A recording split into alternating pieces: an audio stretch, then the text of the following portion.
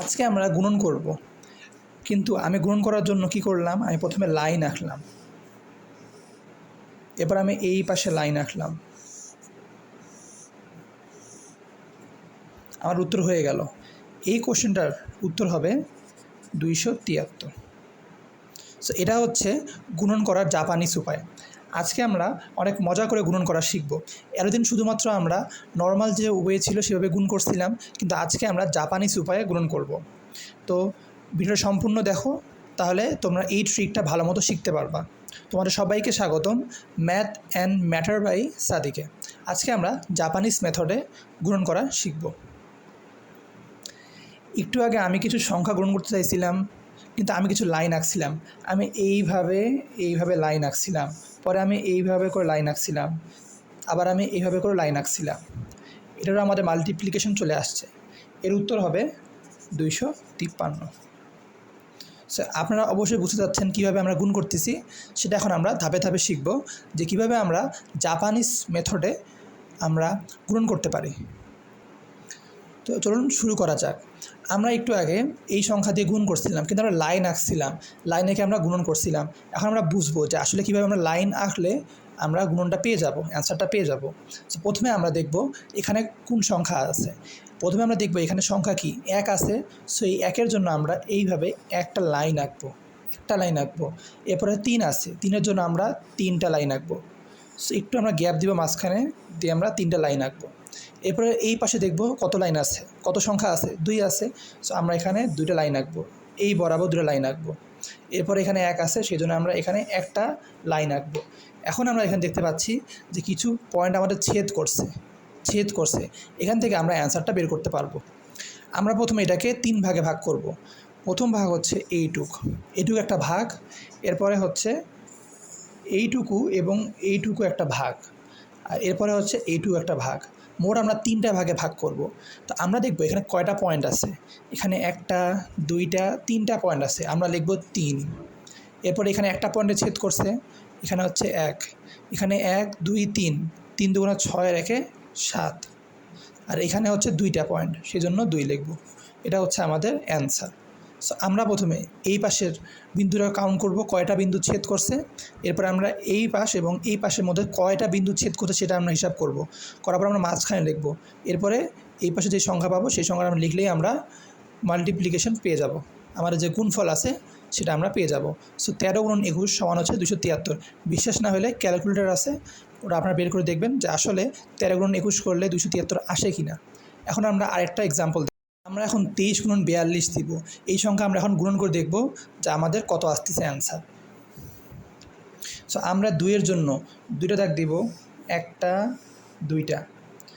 এরপরে আমরা 3-এর জন্য দেব 3টা দাগ, কিন্তু মাঝখানে গ্যাপ দিব, 1টা 2টা 3টা, 3টা দাগ দিছি। এখন 4-এর জন্য দেব হচ্ছে 4টা দাগ, এই বরাবর দিব আমরা। তাহলে 1টা 2টা 3টা 4টা দিছি। এরপরে 2-এর জন্য দিব হচ্ছে এই পাশে আমরা 2টা দাগ দিব, 2টা দাগ আমাদের দেওয়া হয়ে গেছে।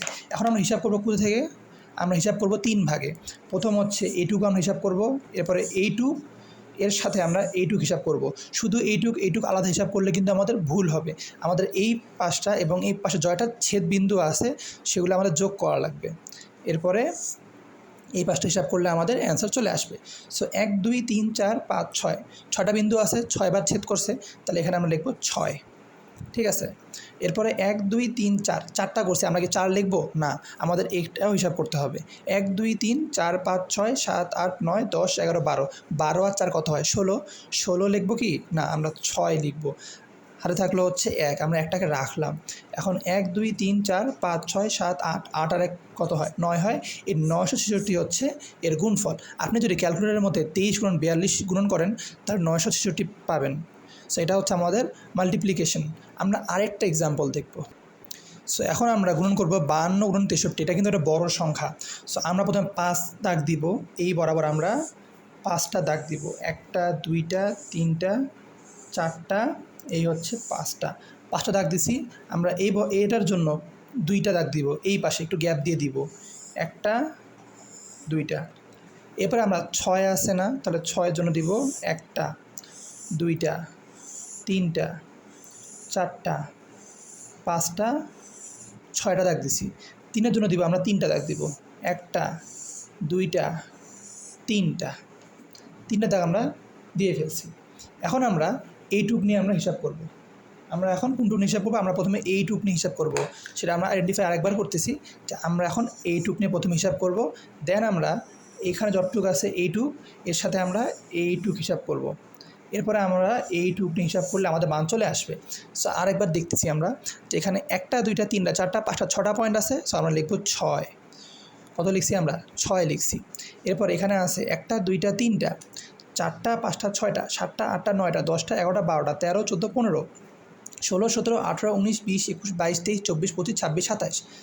27-এর 7 হাতে থাকলো 2। 1 2 3 4 5 6 6টা আছে প্রতিটা ঘরে। 1 2 3 4 5 5 6 30। 30-এর 2 যোগ করলে কত হয়? 32। এটা হচ্ছে আমাদের অ্যান্সার। সো আপনি ভাবতে পারেন যে আমার তো অনেক সময় লাগছে পয়েন্ট বের করতে, তারপরে যোগ করতে, হিসাব করতে। আপনি যখন প্র্যাকটিস করবেন, কয়েকবার যখন নিজেরা বিভিন্ন সংখ্যা দ্বারা গ্রহণ করবেন, প্র্যাকটিস করবেন, তখন আপনার কাছে এটা খুব সহজ মনে হবে। তখন আপনি জাস্ট দেখবেন যে এখানে 3টা ঘর আছে, তাহলে 1 2 3 4 5 3 5 15 একবার আপনি হিসাব করতে পারবেন। আপনি যখন প্রথমবার আপনি 1 2 3 4 5 6 7 8 9 10 11 12 এইভাবে হিসাব করলে প্রথমবার সময় লাগবে। সো এটা হচ্ছে আমাদের জাপানিজ মেথডে গুণন করা। এখন আমরা 3 সংখ্যা থাকলে কীভাবে গুণ করতে পারবো সেটা আমরা দেখব। সো আমরা এখন এই সংখ্যাটা গুণন করব। 421 গুণন 231। সো আমরা প্রথমে 4 লিখব, 4টা দাগ দিব, 1 2 3 4 4টা দাগ দিছি। এরপর আমরা 2টা দাগ দিব, 2টা দাগ দিছি। এরপর আমরা আর একটা দাগ দিব। এটা আমাদের হয়ে গেল 421। প্রথম 4টা দাগ দিছি আমরা, তারপর 2-এর জন্য 2টা দাগ দিছি, 1-এর জন্য একটা দাগ দিছি। এখন আমরা 2-এর জন্য এই বরাবর আমরা 2টা দাগ দিব, 1টা 2টা। 3-এর জন্য দিব হচ্ছে একটু গ্যাপ দিয়ে 1টা 2টা 3টা। 1-এর জন্য দিব হচ্ছে একটা। এই হচ্ছে আমাদের দাগগুলা। এখন আমরা হিসাব করবো কীভাবে? এখন তো অনেকগুলো দাগ হয়ে গেল, অনেকগুলো বিভাগ হয়ে গেল। এখন আমরা হিসাব করব হচ্ছে প্রথমে আমাদের জাতিগত বিদ্যা, যে আমরা প্রথমত হিসাব করব হচ্ছে এইটুক নিয়ে, এইটুক নিয়ে আমরা হিসাব করব। এরপরে আমরা এখানে হিসাব করব হচ্ছে এইটুক নিয়ে, আমরা হিসাব করব হচ্ছে এই যে এইটুক নিয়ে, এখান থেকে এই পর্যন্ত, অর্থাৎ এই যে 2টা আছে 3টা আছে, এইটুকু আমরা হিসাব করব। এরপরে আমরা হিসাব করব হচ্ছে এই যে 2টা ঘর আছে এবং মাঝখানে ঘর আছে এবং এইটা আছে, অর্থাৎ এই যে মাঝ বরাবর, এই যে মাঝ বরাবর এইটুকু আমরা হিসাব করব। মাঝ বরাবর হিসাব করব আমরা, ঠিক আছে? মাঝ বরাবর আমরা হিসাব করব। এরপরে আমাদের হিসাব করতে হবে এই বরাবর, মানে এটা যেহেতু এটা পুরোটা মানে হিসাব করতেছি আমরা, এরপর আমি হিসাব করবো হচ্ছে এইটুক নিয়ে, ঠিক আছে? এইটুকু আমরা হিসাব করব। এরপর বাকি থাকতেছে হচ্ছে এইটুক, আমরা এইটুক হিসাব করলে আমরা পেয়ে যাব। সো প্রথমে আমরা এইটুক হিসাব করব, এরপরে এই দুটা মিলে আমরা এইটুক হিসাব করব, দেন আমরা এই পুরা মাঝখানটা হিসাব করব, তারপর আমরা এই পাশে হিসাব করব, তারপরে এই পাশে। টোটাল আমাদের 4টা স্টেপে করতে হবে। এর আগে 3টা ছিল, এবার আমাদের 4টা আছে। প্রথমে এইটুক 1 2 3 4, 4ভাবে আমরা 4টা সিস্টেমে আমরা মান বের করব। সো প্রথমে আমাদের এইটুক নিয়ে কাজ করতে হবে। এখানে কয়টা পয়েন্ট আছে? জাস্ট একটা পয়েন্ট আছে। সো আমাদের এই একটা পয়েন্টের জন্য আমরা লিখব হচ্ছে 1 লিখছি। এরপরে 1টা 2টা 3টা 4টা 5টা, 5-এর জন্য হচ্ছে 5, ঠিক আছে? এটুকু কোনো সমস্যা আছে না? এখন 1টা 2টা 3টা 4টা, এটা কিন্তু মাঝখানে হিসাব করতেছি। 1টা 2টা 3টা 4, 1টা 2টা 3টা 4টা, 5টা 6টা 7টা 8টা 9টা 10টা 11টা 12টা, 12 2 হাতে থাকলো 1। আমরা এইটুক মিলে কাজ করছি। আর আমরা এইটুক মিলে কাজ করব 1টা 2টা 3টা 4টা 5টা 6টা 7টা 8টা 9টা 10টা 11টা 12টা, 13 14 15 16, 16 আর কত 17, হাতে থাকলো হচ্ছে একটা, ঠিক আছে? এখন আমরা কাজ করবো সর্বশেষটা, 1 2 3 4 5 6 7 8, 8 আর কত হয় 9। তাহলে উত্তর হচ্ছে 97,251, 97,251। এটা হচ্ছে আমাদের এই 421-এর সাথে আমরা 221 যদি গুণ করি, তাহলে আমরা এই মানটা পাবো। এটা হচ্ছে আমার জাপানিজ মেথডে গুণ করা। সো আপনারা যখন প্র্যাকটিস করবেন, আপনারা যখন কয়েকবার প্র্যাকটিস করবেন, তখন আপনাদের কাছে এগুলো কিছুই মনে হবে না। সো ভিডিওটা কেমন লাগলো সেটা অবশ্যই কমেন্ট বক্সের মধ্যে বলবেন এবং আপনাদের ফ্রেন্ডের সাথে শেয়ার করবেন যারা এই ট্রিকটা জানে না। সো আপনারা এই ট্রিকের মাধ্যমে মজা করতে পারবেন, কারণ অঙ্ক শুধুমাত্র আমরা বোরিং ভাবি, কিন্তু অঙ্কের মধ্যে এরকম কিছু মজা আছে যেগুলো আমরা এই চ্যানেলের মধ্যে পাবো। সো অবশ্যই চ্যানেলটা সাবস্ক্রাইব করবেন এবং আমরা যে ক্লাসগুলো নিচ্ছি সেগুলো ভালো মতো মনোযোগ দিয়ে করবেন এবং খাতার মধ্যে লিখবেন। অঙ্ক লেখার বিষয়, শুধুমাত্র ভিডিও দেখলে শুয়ে বসে দেখলে কিন্তু কাজ হবে না। সো অবশ্যই আপনাকে লিখতে হবে, খাতার মধ্যে প্র্যাকটিস করতে হবে। সেটা এরকম ফান ম্যাথ হোক কিংবা আপনার যে একাডেমিক যে ম্যাথ আছে সেই ম্যাথগুলো হোক।